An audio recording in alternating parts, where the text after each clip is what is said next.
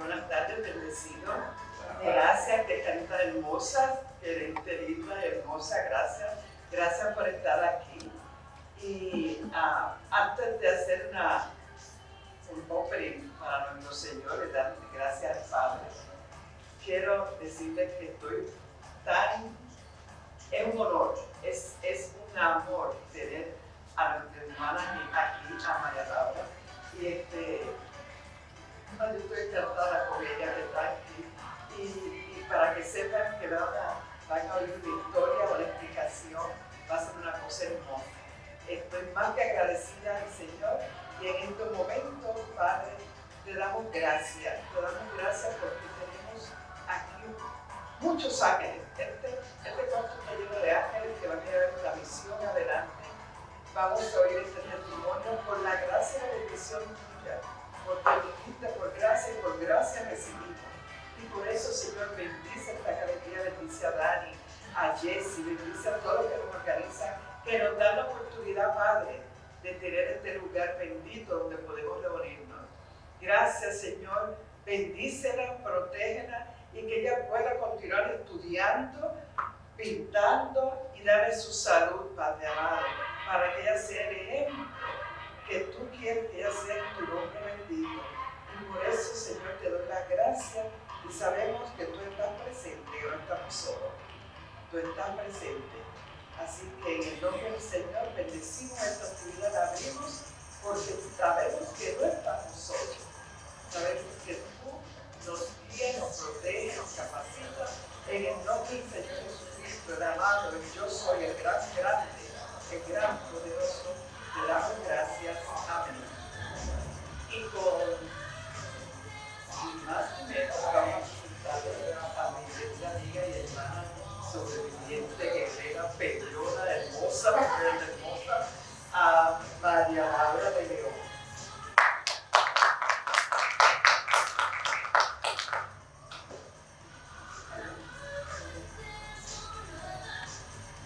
Buenas tardes, de Mundial por la plataforma y a las personas que se encuentran aquí con nosotros. Voy a hacer una pequeña anécdota en español antes de dirigirme en inglés con el testimonio, porque se me olvidó escribirlo en el libreto y estoy luchando con la memoria y los medicamentos del cáncer. Es real, cuando dicen chemo brain, jajaja, the struggle is real. Te afecta realmente, se te olvida muchas cosas. Hace unos días boté un cheque al zapacón, pero tengo 4 puntos en la escuela. Así que estamos tratando. ¿Me escuchan bien? Fantástico. La anécdota se trata de que en el 2013 juraron un arte mío para una exhibición en una galería de Downtown Orlando. Yo hice un tríptico, una ilustración, y el tema era una mastectomía del seno izquierdo, y el título era Vanidad, mi pecado favorito. Era una crítica social de cómo la mujer se sigue deformando y distorsionando, buscando unos estándares de belleza que le proveen los medios, que no salen de lo que realmente es la belleza en la mujer. Eso fue en el 2013. Y en el 2017 yo tuve mi mastectomía de seno izquierdo. So, papá Dios permitió que yo presagiara 4 años antes lo que iba a sucederme a mí. Y yo no me di cuenta hasta que me entregaron esta pieza. En el 2017 me dijeron, mira, esta pieza llena de polvo que tú dejaste en la galería. Cuando la miro, yo veo la mastectomía del seno izquierdo y yo sin el seno. So quería compartirles eso al final. Bueno, aquí vamos. Hello everyone, my name is María Laura de León Velilla and welcome you once again to the Hispanic Women Cancer Awareness Program at Galería Arte Mundial Monthly Conference. It's my honor to speak not only for you, but overall for the first time in broad light public, in a setting like this, about my journey. I will try to narrate this experience in the briefest and enjoyable way possible, but bear with me as I may need to read from my keynotes, like I told you before, because of the chemo brain. Although I have been a public speaker since I was 12 years old and I've been doing oratory and drama, like I said, the struggle is real, and truly to keep that concentration and memory is a hot mess. I don't have another way to put it. So anyhow, thanks for your patience and comprehension in advance. Starting with my background, I'll take you back to October 16, 1980. When I was born with congenital hip dysplasia, which is nothing else than the pelvic bone cup holder for your femur bone, not completely formed. It's a malformation. It's, and during the gestational part. So I was born with that disability, and I was supposedly not going to be able to walk at all. But thanks to my mother and the specialist, here I am.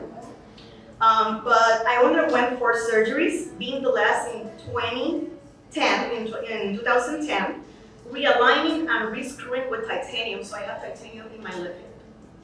The right hip is on a line as well, but I don't need titanium in that one because the damage is less. But it's overall congenital hip dysplasia, and I don't think you knew that fact from me. So, never an obstacle. I always signed for all the turkey races. I dance in all the talent shows. I swim like Flipper. And let me tell you, I had a beautiful childhood in my hometown in Puerto Rico.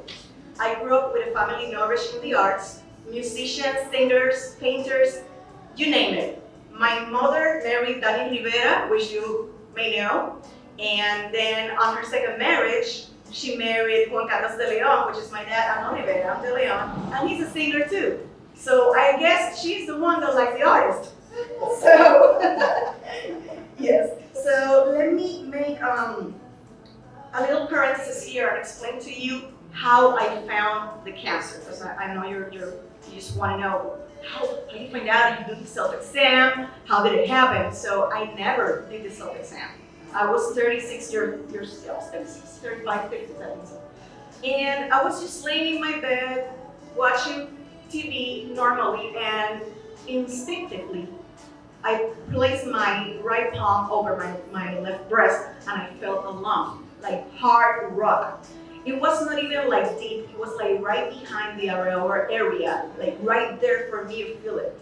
And I ran to the gynecologist, and he didn't even touch me. He was like, I am ordering an ultrasound, I am ordering a mammogram, I believe you. And it came back as suspicious, and they sent me to the general surgeon. So that's how it all started. But going back to Puerto Rico, I am, like I said, one of the younger sisters of Danny Rivera's son. And I'm truly inspired. I also sing a little bit. I can't defend myself, not gonna sing now. But just letting you know a couple of other things that I do on the side. I decided to pursue a bachelor's degree in advertisement, which was followed by a 4-year design from Parsons Affiliated Design School. However, during my pregnancy, I ended up being a self-taught painter, so I never actually studied painting. Here I am showing you my paintings, which the core education that I had helped me get here anyways. So, resulted after that, a divorce. I came back from school. I got married abroad in Dominican Republic. I came back, I divorced, my entire panorama changed because I had my life so planned. And that's one thing that we do. We over-plan. We all suffer from anxiety. This is not 1% or 2% of this portion of population.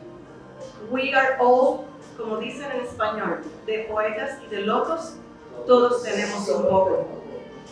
So after my divorce, I was engaged again a couple of years after, and that resulted in an abusive relationship that I openly speak about in my blog.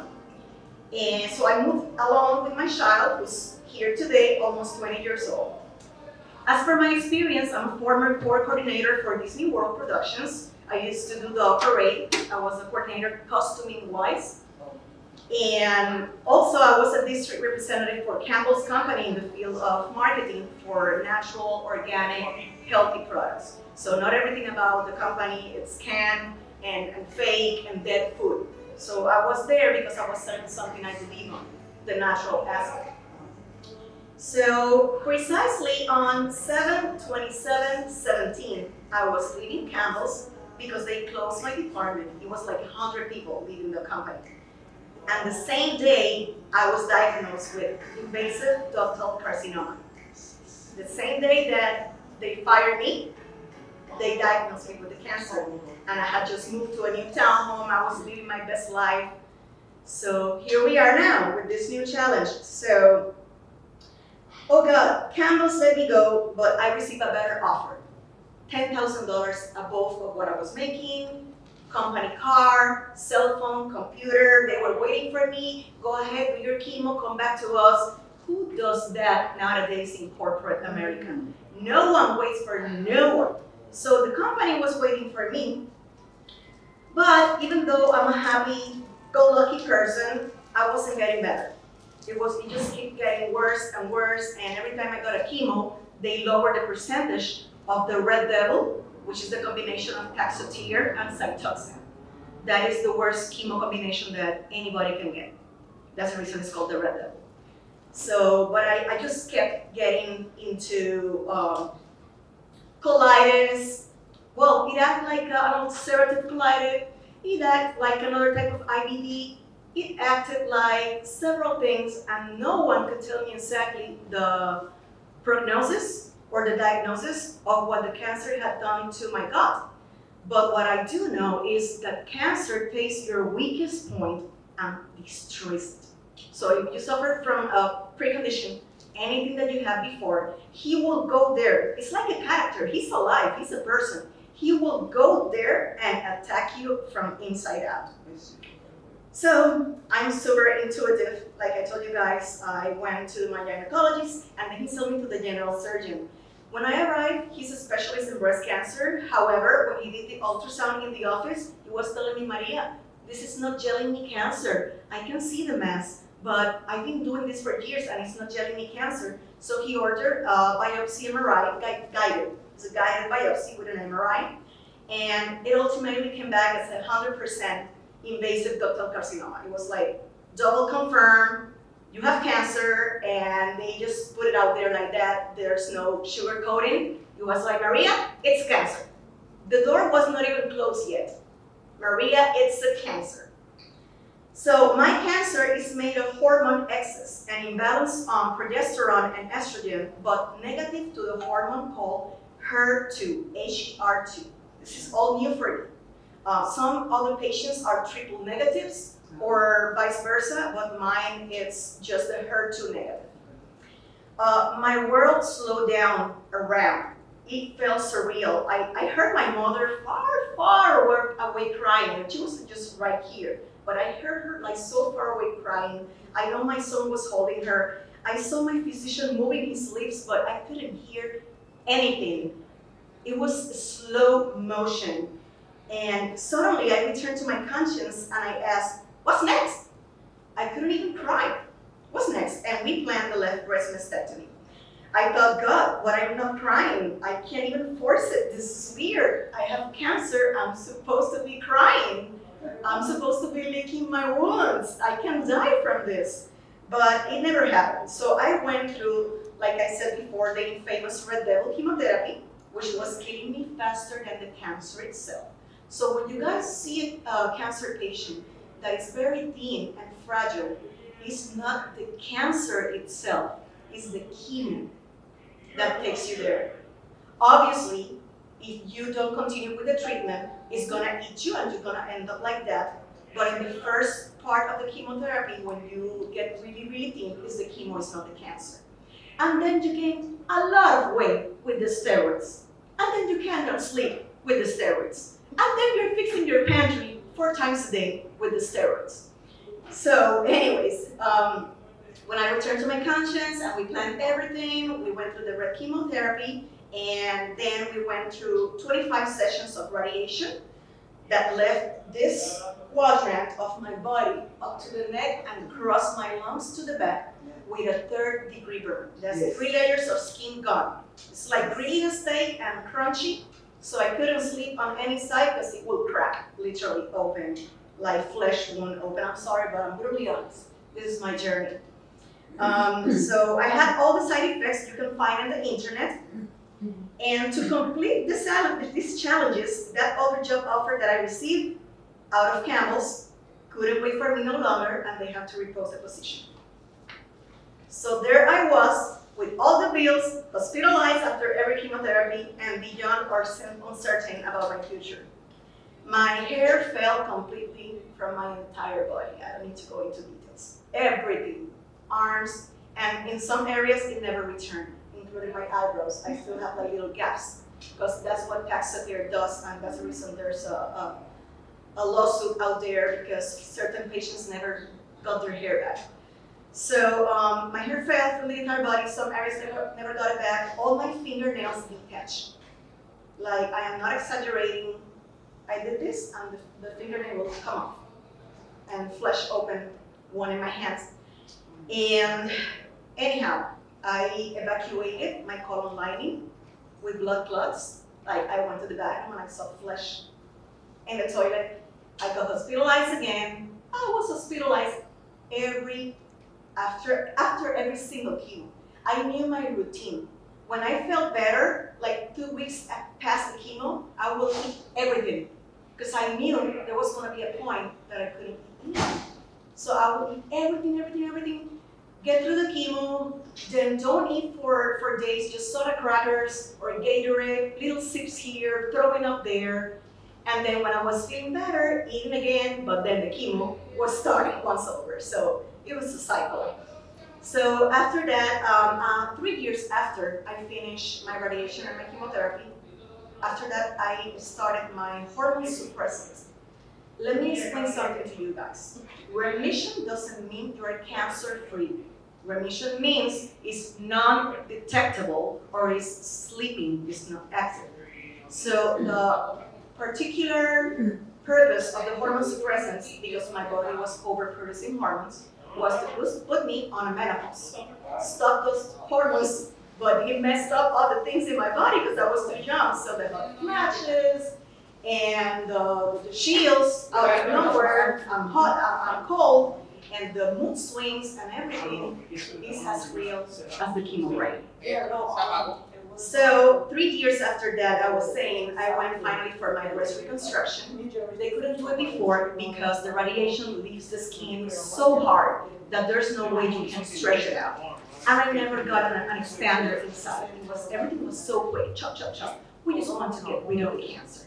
So 3 years after I went for my breast reconstruction, I chose to do it from my own body. So I got the option of, Maria, now you're fit, you have abdominals, you're looking great. Do you want an implant, or do you want to gain weight and get your boob done? And I was like, oh, Jesus Christ, I want to gain the weight. I don't want anything fake in my body.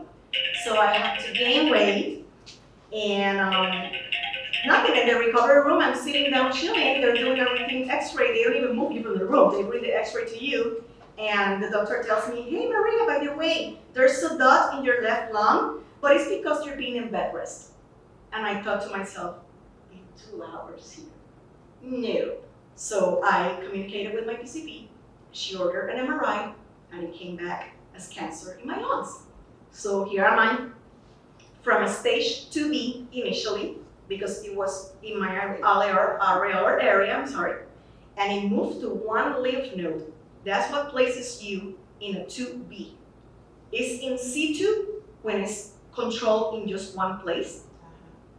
And it's 2B when it moves to the lymph nodes. And from the lymph nodes to the streaming of your body, it goes to your ovaries, to your brain, to your lungs. But the first places to go is lungs and ovaries and brain, and then pancreas and other. But thankfully, it was just dots in my lungs. So, like I told you guys, very skeptical. I still was in disbelief. I couldn't believe that I was going through this again. However, I am not terminal. It's very small. It's stage 4, like I said, because it moved from one organ to another. But size-wise, it's very small, especially this one. It never got radiated because it was so small, they concentrated in the bigger one. And the bigger one was under 1 centimeter. But the radiation was very aggressive. Only 5 sessions this time, not 25, no grilling steak. However, they say this was worst.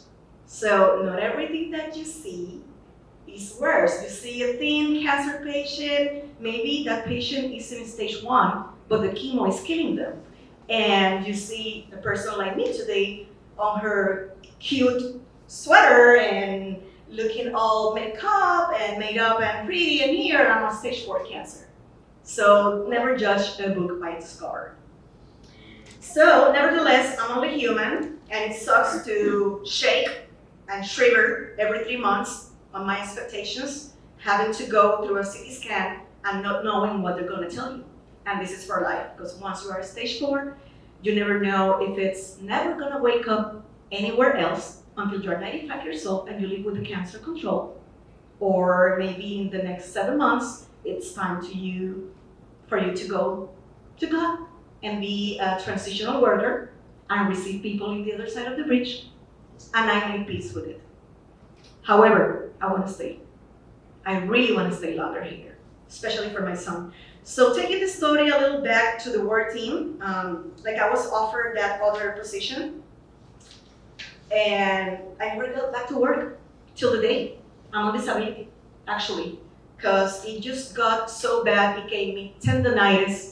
It gave tendonitis from the elbow to the shoulder, so I couldn't use this arm. I couldn't even pay my tolls, so I'm a fully handicapped now. I got fibrosis, which is the hardening of the skin inside because they burn you inside out. It's like rib-crushing pain. I got the colitis, like I told you, so I never know when I'm gonna wake up and be in the bathroom the entire day, or I'm gonna be eating sushi, finally, in a restaurant. So it's very uncertain, and I think that's one of the things that as humans is most difficult for us to embrace. We want to somehow control how things are going to go, especially me. I used to be very, very OCD about control, and this is a huge slap in the face that I need to live it every 3 months. So I finally cried a bit when they did the hysterectomy, because I don't know why at 40 years old, I was still hoping to have 3 more kids. I always wanted 4. I only got 1, but the one that I got is worth the 4 in a good way. He's godsend, really. I keep saying that he doesn't remember, but he put his wings in a locker in heaven, and he came down and he shows me for this path. So thank you, Angelo. And that was something that I did my entire life, but I had to make peace with that as well, of not having more kids, and just what is out there for me now. What God wants me to take. What is my purpose? I'm not working. I cannot stay static, sit down at home with disability. So I agreed on the traditional medicine, but I also do homeopathic medicine. And my oncologist, very low like this, he asked me, because they're not supposed to. But I get the support, and I do my vitamins and my curcumin and my green smoothies and everything on the side, which I'm never going to stop. I am back on chemotherapy, but this time it's in the form of a pill, not as aggressive, but the hormone suppressant that they swap, it's really strong. It's an astrosol. I don't know if you're familiar with it, but every time that I mention that to somebody that knows pharmacology, they go like, oh my God, they gave you that. So it's a bad combination, but it's not as bad as it was before, so I'm thankful. All right, so you know what? Something that I really wanted to tell you guys today, and I put it here as a pinpoint, and it's pivotal, that the patients are exhausted. They have a shaved head rubbing against their pillows, and that is really uncomfortable. If you have never been bust shaved before, try it and try to sleep, and those little hairs will poke back into your brain. It's horrible. They're exhausted, they're taking their steroids, they have insomnia, it's intense, the weight gain, the joint pain, and I can keep going and going and going, and not to be dramatic, and not to victimize, but this is the reality of cancer. Cancer doesn't have one single face of a corpse-looking person. Cancer here, cancer everywhere, cancer even breast cancer on men, on the pectoral area. And I'm gonna take you even farther beyond. I can get cancer again in the breast that I got taken out. I'm not gonna get it, but I'm just saying realistically, it can come back to the chest, my chest, your chest. So I have a group here of those pivotal points in developing a one-stop main source organization, and that's what I was talking to Danny before, that combines multifactorial branches in education and aid for the patients. I am going to give you some initiatives examples that you may agree on developing further. So number one, anybody can get cancer, even men in the pectoral area, like I said, and beyond that, it can return to the same site. Number two, what we are breathing. What are we eating? What are we thinking that exacerbates the probabilities against your genetic factor? For example, my genetic test came back negative. I am not linked to any member of my family. I broke the mold. And I was super young when I got it. Number three, who is really researching out there and where are the results other than the pink washing? Every October, every brand paints their lipsticks and their cosmetics pink, and yes, we're gonna donate 10% to the research. To who? Where is the research? Because I am observing, now that I am in psychology and I did a little thesis on it, that it's more on certain demographics that breast cancer is happening. So this is something that we should push the agenda on. How does cancer look? The myths. What are the remaining limitations on the long run, such as fibrosis, colitis, permanent hair loss, lifetime scars? What are the true statistics that they're not showing us? Supposedly, as of 2022, it's almost 2 million diagnosed and almost 1 million deaths. Truly, I am an example. Like I said, I broke them all. I don't think they're giving us the right numbers. I think it's worse than that. So in conclusion, you guys, I know we're all busy right now, and I keep telling Danny I'm booked until next year. We're all octopus somehow. We're all phoenixes somehow, rising from the ashes. We're going through our own struggles. I am finishing my master's degree in psychology with a 4-point average grade. But like I told you guys, I have thrown checks into the trash accidentally. So my memory is not there yet. Moreover, we need to begin at the root of the issue, which is the education. Cancer has become like a flu. It's too common. There's too many.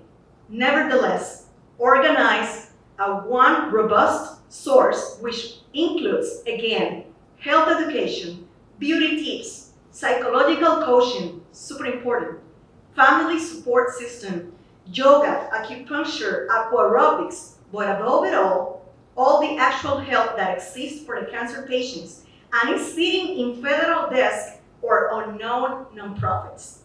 We don't divide and conquer. We split and we weaken. We unite and we are resilient. Thank you for your time. Oh. Any questions? Se merece otro aplauso bien.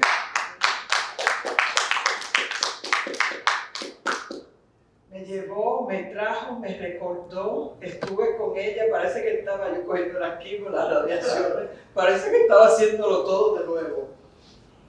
Tiene un espíritu que nos hace falta.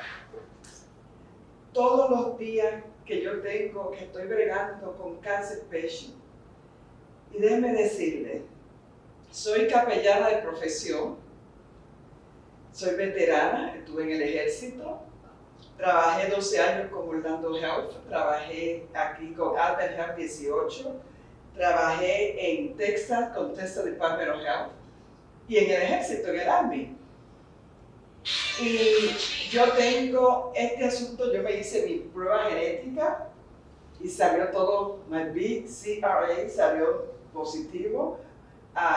Mi mamá, mi tía, mis hermanas, primas, mi sobrina nieta. Y yo oro todos los días por romper estas cadenas, porque estas cadenas hay que romperlas de una manera u otra. Las sugestiones que tú has dado son maravillosas, porque son realidades que necesitamos saber. Son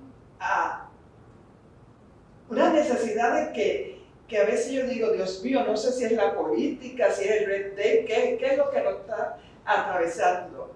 Pero yo, personalmente, tengo una misión con las hispanas, porque yo he estado en el sistema, yo he visto mucho el red tape, yo he visto muchas situaciones, y no es que diga que nos discriminan, qué sé yo qué más, pero siempre ese equality, que a veces no lo hay, y vemos que viene el grupo que yo tengo, Yo le estaba diciendo a Isa que tenemos puertorriqueñas, dominicanas, colombianas, cubanas, El Salvador, Nicaragua, de mexicana, tenemos de todas las regiones hispanas. Tenemos documentadas, indocumentadas, tenemos de todo y gracias al Señor hemos estado buscando. Tenemos hospitales que nos ayudan. Estamos bregando ahora con las mamografías y conseguimos mamografías por $30, que una mamografía cuesta carísima y si tú no tienes seguro cuesta más cara. Y uno le quiere hablar a todos los oncólogos, a todos los centros de quimioterapia, a todo, y uno tiene que estar como encima, luchando con ellos, para que sepa, digo, ustedes están allá, pero nosotros estamos al frente, nosotros vivimos, sufrimos, nosotros tenemos que estar, mira cómo estoy yo con mi walker, yo voy casi para 19 años, cáncer del seno, cáncer de los ovarios, cáncer de la tiroides, 2 strokes, ¿qué no me ha dado? Los clubs, todas estas quimioterapias, todas estas radiaciones que queman a uno, pero no me dejo vencer, hemos perdido mucha gente al lado mío, y cuando estamos vivas, María, cuando estamos vivas, es porque tenemos algo que hacer, no hemos terminado la misión todavía. Así que yo estoy tan contenta que con todo tu clave, con todas las situaciones que tú has pasado, que yo estuve contigo, tú hablando, yo decía, Dios mío santo, Padre amado, sí Señor, eso es verdad. Todo esto es bueno que lo oigan, que lo sepa el pueblo, que lo sepa la comunidad, que lo sepa mucha gente, porque se creen que nosotros, las hispanas, no hablamos. Como que estamos siempre tan humildes, calladitas, que sé yo qué más. Y no sé que aquí tenemos una guerrera. No saben que aquí ahora que si la llevan allá para hablar con Biden, por poco iba a decir Obama. También me va. También. Vamos para allá. El asunto es que gracias a este Breast Cancer Awareness de los hispanos, gracias a Dani, gracias a esta oportunidad de tener la galería, tenemos un venue, tenemos una manera de poder hacer cosas bonitas. Y Dani y yo estábamos hablando de cómo nosotros podemos atraer a la gente, cómo podemos atraer a la sobreviviente, cómo podemos hacer que la gente sea más pública, más aware, más pendiente. Yo digo a Dani, vamos a tener que ofrecer comida y regalos y rifas y qué sé yo, a jugar bingo, a jugar domino, si hay que jugar domino. Hay que hacer algo que la gente sí, porque entonces es una oportunidad lo que tenemos. Yo estoy bien agradecida, pero yo quiero antes que tú te vayas, te nos acerques ahí y nos explique esas alas, nos explique ese cuerpo y nos explique algo, que eso es importante, que yo quiero que esté bien claro. Sí, aquí tienes. Esta pieza se titula Rise, como de levantarse. No sé si conocen la mitología del ave fénix. Es un pájaro que se incendia, ignites himself, se incendia con todo el propósito de quedar en cenizas y renacer de ellas. Así que cuando yo hice esto, también les traje esto por acá, la Florida Association of Women Lawyers, que corre a todo el estado, me eligió para hacer la portada justo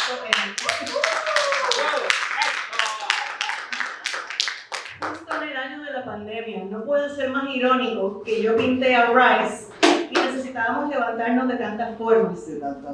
Pero sí, este es Rice y esta es un híbrido entre persona y ave, pero a la misma vez, cuando lo pinté, yo no sabía que tenía cáncer en el pulmón. No sé si ven que hay como unas venitas y parece o un corazón o un pulmón. Yo pinté esto en noviembre del 2019 y yo fui diagnosticada en el 2020. Así que continúan los presagios de alguna manera, mandando el mensaje, pero me sigo quedando. Y se siguen viendo personas que estaban muchísimo mejor que yo. Y yo digo, Señor, estoy cerca, estoy haciéndolo bien, está funcionando. So, este es Rice, y esta niña que ven por aquí es un personaje que siempre va a salir escondido o si no obvio en todas mis pinturas, Ella se llama Evangeline, que es el nombre que yo le hubiera puesto a mi hija, si yo hubiera podido tener más hijos. Y Evangeline es el personaje principal de una obra que yo hice después que hice la de la mastectomía, que se titula Love Will Grow Again. Y es una niña pelirroja, sin corazón, pero con muchos corazones plantados, cosechados en un sembradío. Así que ella está conmigo, aunque siempre que vean una obra mía, busquen dónde la escondí esta vez. Sí, Evangeline. Eso sería todo. Gracias.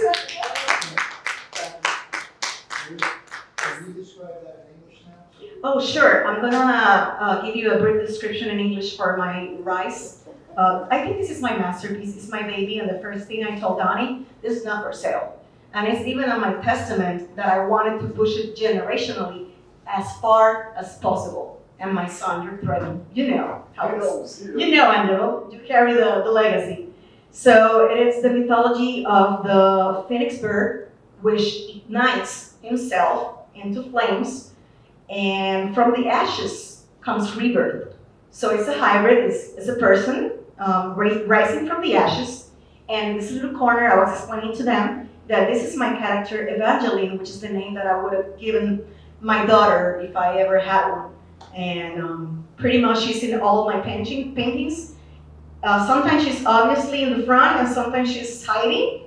So look for Evangeline. Any other questions? Questions? Good. All right. Thank you again.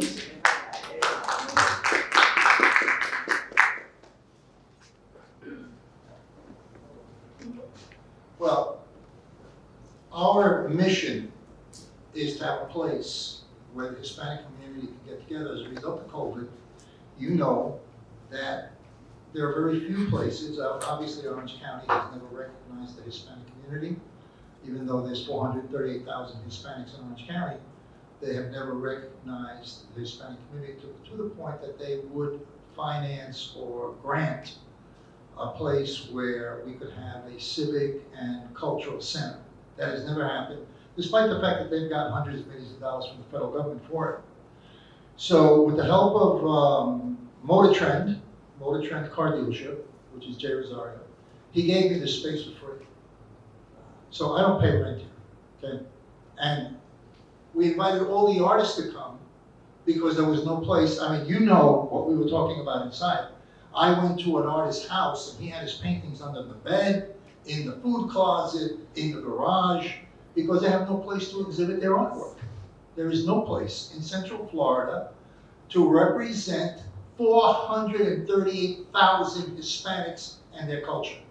It does not exist, which is blasphemy. You know, it's unbelievable that we have that many people here and they don't recognize us. So with Jay Rosario's help, we were able to put this gallery together. Now what I'm trying to do is have this gallery become the center point. We offer the gallery to all community organizations to come here and do their events. We can put chairs in the middle like we did today. We can use the other side. We can put 500 people here. And we're starting to have a lot of organizations that are coming here. We have about 45 events scheduled here in the next 6 months. Some are very small, some are bigger. But what's happening is that they're coming here for a reason. And the reason why they're coming here is because there's no other place for them to go, to meet. Now that's a result of COVID, because COVID, a lot of the Hispanic organizations have shut down. But it's also a result of the lack of sensitivity in the political system towards the Hispanic community. Not only for culture, but also for things like this, where we have to recognize that one out of 9 Hispanic women are going to get cancer. 1 out of 9. And 1 out of 2 women will get cancer, general market, 1 out of 2. That means flip a coin, and if you got heads and it comes out heads, you got cancer. That's astronomical. You don't hear anybody do anything about that. You don't. And you don't hear anything that we're number 2 in human trafficking in the United States. There are 3,000 counties in the United States like Orange County. 3,000. And out of 3,000 counties, we are number 2 in human trafficking. That's sexual slavery. How can that be in the world of Disney? We have 26,000 homeless children within 15 miles of Disney. Nobody talks about that because the media does not want to disturb the dollars that are coming in. So they sweep it under the rug. It's up to us, you know, and it only takes a few people to cause a momentum. And it's up to us to change things. So we're starting with the gallery. The gallery's been here a very short time, and we do have the artists here. Now we're getting countries. We got a call from the Dominican Republic. They want to do an official exhibit here. Why? Not because it's the greatest gallery. It's a lot better than some of the ones I've seen in Orlando, by the way. You know, there's no question about that. But because it's the only one. So the Dominican Republic will be doing an official exhibit here. The Ecuadorian community is coming here. The Venezuelan community is coming here. Ivan is working to bring different Puerto Rican events here, which includes veterans, and it includes educating Puerto Ricans about the history of Puerto Rico. So this thing is, if I can keep it together with your help, and it isn't easy, we will have, this thing could grow and maybe grow into its own building at some time in the future with your help. And then we can address issues like her. You know, why isn't, and we talked about this, Maritza, you know, why aren't there 40 people here? If 1 out of every 9 Hispanic women are going to get cancer, where are they? We have to create awareness, but again, we have to be fishers of men. So we have to throw the line out there and bring them in, okay?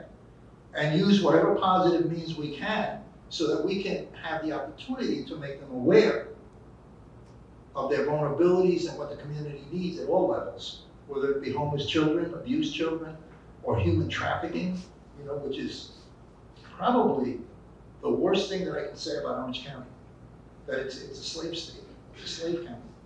It's the worst thing. Children are being put into slavery in Orange County, sexual slavery.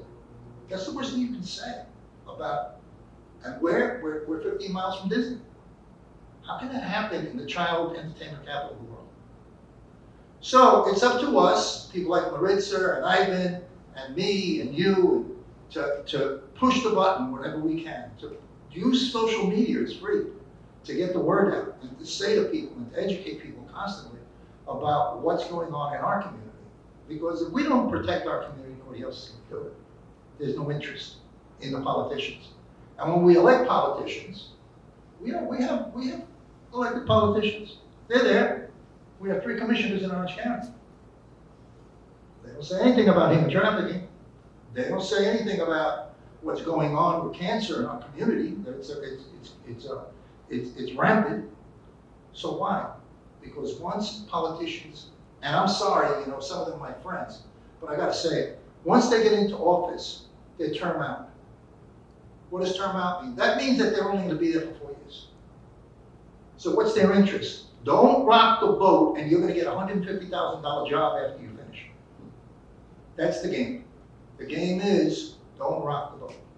And they don't rock the boat. The only one that rocked the boat in all the years that I've seen here was Emily Bonilla 2 weeks ago when she charged that the rents are going up 500, you know, doubling to the poor. I mean, people with money don't care about that. But who gets affected? The Hispanic community and the Black community get affected by it. Increase the rent. My rent went up $400 a month. Literally $400 a week. What about, I can go out and I can try to make it, but what about people who got jobs at 7-Eleven? They can't pay another $400 a week. So there's nobody representing what we need to do. We have to rise up and we have to do that. And the way we can do it easily so that you don't have to do time is social media. You gotta find out what's going on in the community and support your community social media. And reach out, okay? And this is what the gallery is about. The gallery is probably the most free, expressive place for the Hispanic community in Central Florida. Because artists get their opportunity to express themselves. Look, she's telling a life story here. And this is what the gallery is about. It's about freedom of expression. It's about freedom of speech, where you can come here. And I can say, guess what? We got a lot of elected officials, but they don't do much for our community. They don't say, there's no other place you can say that. because you get blocked. So with that, just remember that we're here and that we need your help and we need you to volunteer and help us out. And God bless you. Okay, and let's, our paths will go in God's word, right? Okay. Yes.